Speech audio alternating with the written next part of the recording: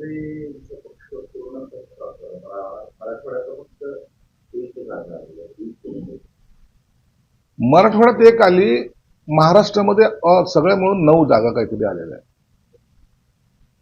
घरात बसून पक्ष चालवता येत नाही. आणि त्याही जागा ज्या आलेल्या आहेत त्या जागा तेथील कार्यकर्त्याच्या स्वतःच्या ताकदीवर आलेल्या आहेत. यांची कुठेही त्या सुद्धा भागामध्ये कुठेही सभा झाली नाही किंवा नेता सुद्धा गेले नाही. यांच्या नेत्याला एक सवय पडलेली, प्रेस घेतली, काहीतरी स्टेटमेंट दिलं, त्यांना वाटतं सर्व आलबेल आहे. आणि आजही त्यांच्या त्या स्टेटमेंटमुळं त्यांना समाधान वाटतं.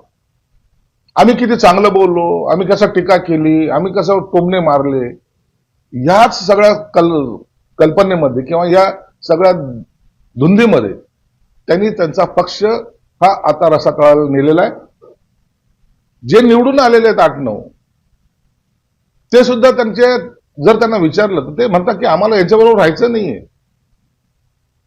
ही दुर्दैवी परिस्थिती यांच्या फक्त तोंडामुळं, यांच्या नाकर्तेपणामुळं आणि घरात बसून केलेल्या राजकारणामुळे झालेली आहे.